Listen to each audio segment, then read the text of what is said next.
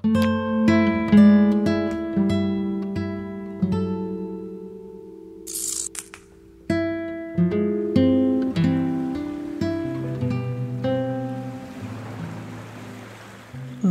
কেটেছে উত্তর কলকাতায়, বিবেকানন্দ রোডে। আমাদের বাড়ির নিচে দুটো দোকান ছিল। একটাকে বলা হতো উড়ের দোকান, দোকানের মালিক উড়িষ্যাবাসী। আর একটা ছিল লালার দোকান, মালিক গুজরাটের বাসিন্দা। তখন বাঙালি উড়িষ্যাবাসীদের উড়ে, বিহারিদের খোট্টা, পাঞ্জাবিদের বাঁধাকপি কিংবা পাইয়া বলতো। আর এই বলার মধ্যে প্রকাশ পেত অবজ্ঞা। স্বয়ং রবীন্দ্রনাথও লিখেছিলেন, ছুটি বাঁধা উড়ে সপ্তম সুরে পাড়িতে লাগিল গালি। বাঙালি তখন বাঙালি ছাড়া বাকি সকলকেই অবজ্ঞার চোখে দেখত। উড়ে বামুন, খোট্টা রিক্সাওয়ালা, এসব ছিল দাম্ভিক বাঙালির বুলি। নিজেরা সেরার সেরা, গুজরাটিরা ব্যবসা করা বানিয়া।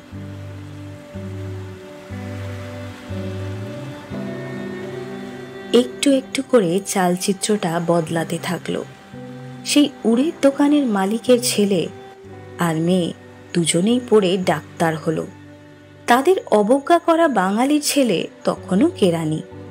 পান চিবোতে চিবোতে আপিস যায় আর ফিরে বাড়ির রকে আড্ডা জমায়।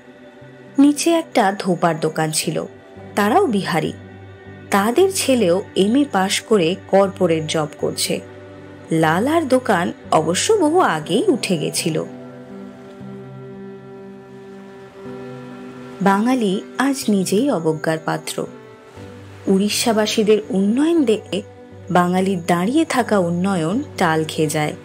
দিল্লি বম্বে পরের কথা, ঘরের পাশে ভুবনেশ্বর গেলে তাক লেগে যায় চোখে সর্ষে ফুল দেখে। আজকাল উড়ে বামুন আর নেই। বাঙালি আজকাল রেস্টুরেন্টের শেফ হতে পারলে বর্তে যায়। সঞ্জীব কাপুরের ধারে কাছে পৌঁছাতে না পেরে হাহুতাশ করে। আগে বাঙালির মেয়ের বিয়ের সময় মা বাবা দেখত ছেলে সরকারি চাকরি করে কিনা। ওসব ব্যবসা টেওসা চলবে না, ব্যবসা নাকি করে মূর্খেরা। এখন উল্টে গেছে সব। ব্যবসা করা গুজরাটি ফার্মে চাকরি পেলে বাঙালি নিজেকে কেউকেটা ভাবে। নিজেরা এখন স্টার্ট আপ শুরু করে চাকরি ছেড়ে, সেটা আর ব্যবসা বলে না। লালার দোকান আর না থাকলেও এই পরিবর্তিত বাঙালির আইডল এখন একজন লালা। কবে থেকে বাঙালির যাবতীয় দম্ভ, আতলামি সব কিছু মিয়ে গেছে। তাকে এক লালার পায়ের নিচে পিষে ফেলার কাজ শুরু হয়ে গেছে। লালার দোকানের তিলক লাগানো ডালডা ঘি বিক্রি করা লালা আজ তার দেবতা।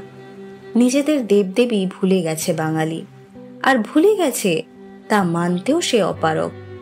বাঙালির সীতা আজ সীতা মাইয়া, বাঙালির লক্ষ্মী আজ লক্ষ্মী দেবী, কালী পুজো আজ ধনতেরাস, তাতে গয়না কেনার ধুম।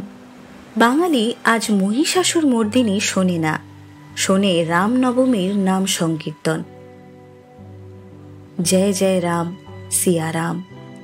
তাদের নিরীহ বানর সেনা এখন আর সেতু বাঁধে না, তারা অস্ত্র নিয়ে রামনবমীতে হুঙ্কার দেয়। বাঙালির আদরের গোবর গণেশ এখন গণপতি বাপ্পা।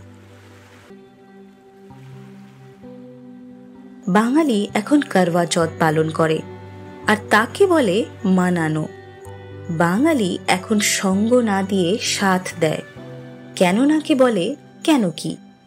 বাঙালির বিয়েতে এখন সঙ্গীত হয়, সানাই নয় ডিজে বাজে, তাতে বলিউডি গান চলে, দিদি তেরা দেবর দিওয়ানা।